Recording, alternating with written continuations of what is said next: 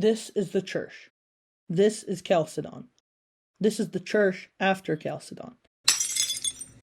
To understand why the Church was so divided in the aftermath of Chalcedon, we really need to look at the Christological dispute that was taking place over the nature of Christ at this time.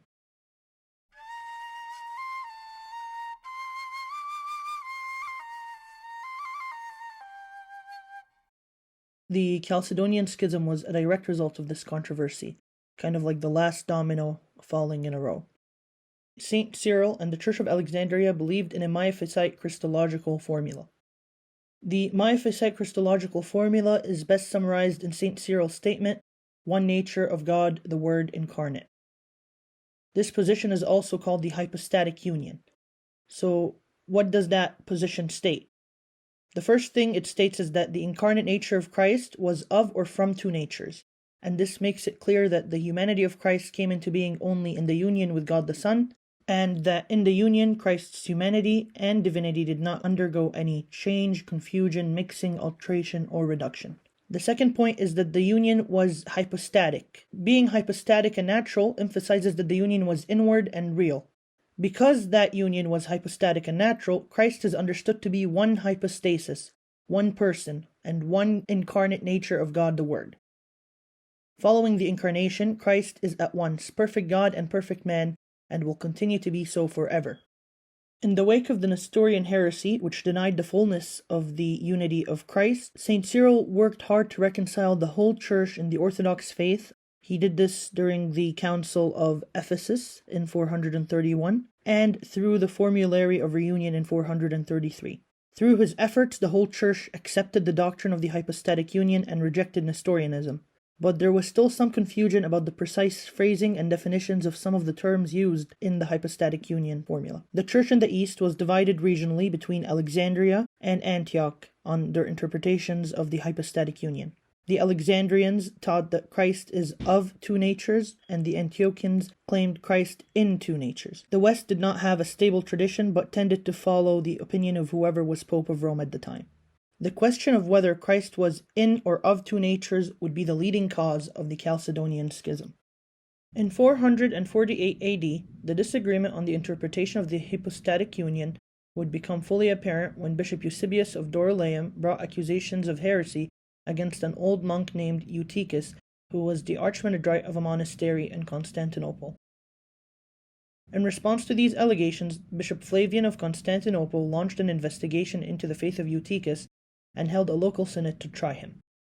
At the start of the synod, the results of his investigation were reported as follows. Eutychus accepted the faith of Nicaea as interpreted by the Council of Ephesus, but he rejected a union of two natures and refused to admit that Christ was consubstantial with humanity. These two accusations brought against Eutychus were both questionable based on what he had confessed. With regards to the first accusation, Eutychus had no issue with the doctrine of the Hypostatic Union. He fully believed that the union of Christ was of or from two natures, as St. Cyril had taught.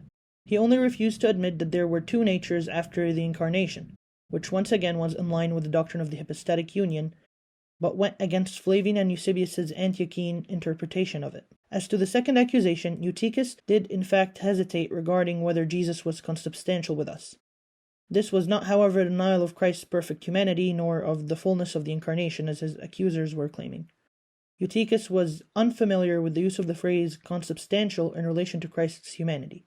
He was only familiar with its Nicene use in reference to the Son's relationship to the Father. He was unsure of the theological outcome of applying it to this new context, and he feared that using it would imply the existence of two sons, and so he was not very comfortable using it. After reading the charges, Bishop Flavian and the Synod asked Eutychus to defend himself. Eutychus, fearing that he would not be able to express himself orally, submitted to them a written declaration to be read out loud. The Synod accepted his declaration but did not have it read, insisting he speak in his own defense. In response to their insistence, he gave a simple defense confessing his faith in the Holy Trinity and the fullness of the Incarnation of Christ from the Virgin Mary. The Synod continued to pressure him to confess Christ in two natures and to condemn anyone who denied this, but he replied that it is clear from the teachings of St. Cyril and the Fathers that there is only one nature of God the Word incarnate, and that there should be no mention of two natures after the Incarnation. Because of his refusal to conform to their Antiochian Christology, the Synod of Constantinople defrocked and excommunicated Eutychus, charging him with heresy.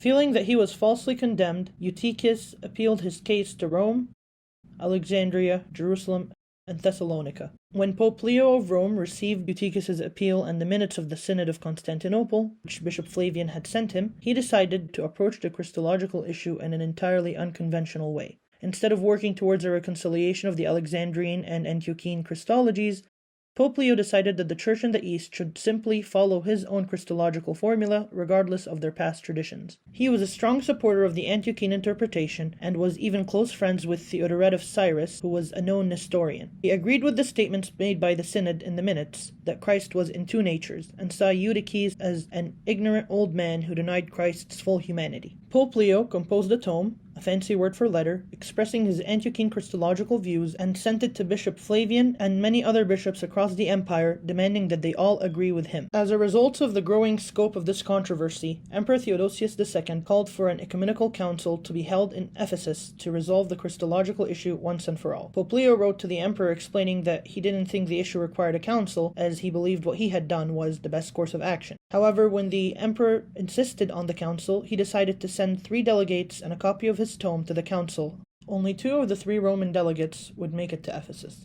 In 449 AD, following the emperor's decree, a 4th ecumenical council took place in Ephesus, under the leadership of Pope Dioscorus, the 25th Bishop of Alexandria and successor of St. Cyril the Great. Pope Dioscorus began the council by affirming the true faith as outlined in the Nicene Creed and confirmed in Ephesus, and then allowed Eutychus to present his appeal to the council. Eutychus began by affirming his Orthodox faith, and that he also agreed with the councils. He also cited his fight against Nestorius and how he was one of Nestorius's earliest and most prominent opponents. He then asked if an updated version of his written declaration that he had presented to the Synod in Constantinople would be read in this council. Pope Dioscorus agreed, and the declaration was read. The declaration confirmed his faith in the doctrines established by the previous 3 ecumenical councils and condemned all heresies. The declaration also claimed that the claims of heresy levied against him by Bishop Eusebius were false. He claimed that the Synod of 448 had been a kangaroo court, set up precisely to entrap and demonize him, and that the minutes were altered after the fact to make him appear heretical. After the declaration was read, Bishop Flavian requested that Bishop Eusebius be allowed to make his case against Eutychus. But the imperial commissioner refused, explaining that Eutychus was simply making an appeal, and that Eusebius and Flavian had fully presented their case against him in Constantinople. The minutes of Constantinople were then read out loud by the council. When the minutes made reference to the Synod's belief that Christ is in 2 natures after the Incarnation, the majority of the bishops in the council protested. After the minutes of the Synod were concluded, the Roman legates asked for Leo's tome to be read, which Pope Dioscorus approved, although no other bishops agreed to their request. The letter was given to the chief notary of the council, but he did not read it. Instead, he read a letter from the emperor addressed to Pope Dioscorus. The Roman legates continued to request for the tome to be read, but the request was never granted. It is believed by some that Pope Dioscorus, although he initially supported reading the letter, may have decided not to do so after seeing the council's reaction to the Antiochian Christology found in the minutes of the Synod of Constantinople. Some theorize that Pope Dioscorus, predicting the impending condemnation of Antiochian Christology by the council, acted to protect Pope Leo from being shamed and declared a heretic by not continuing his support for the reading of the tome.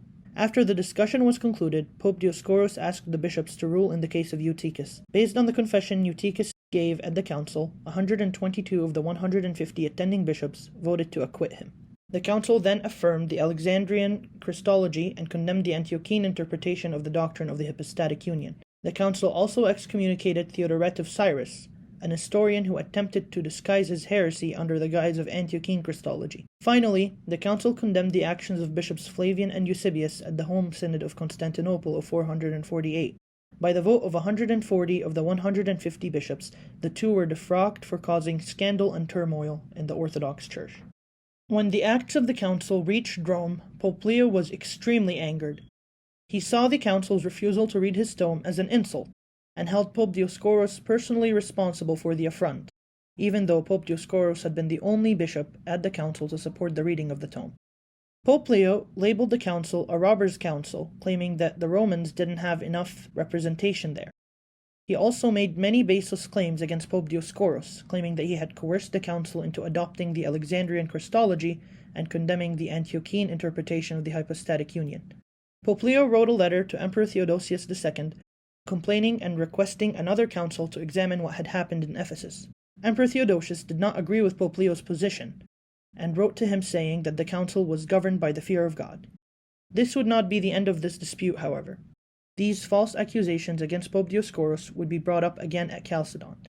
The accusations would range from tricking the bishops into signing blank papers and then writing the council's decrees on them, to using an army of monks and soldiers to coerce the bishops into signing.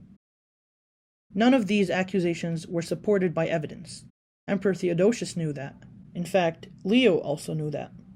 What was important for Leo, however, was not that he gained some sort of justice or retribution for Bishop Flavian or Eusebius, or anyone else for that matter. Rather, it was that his tome be accepted as an article of faith. Theodosius II would die in 450 AD, a year after the council.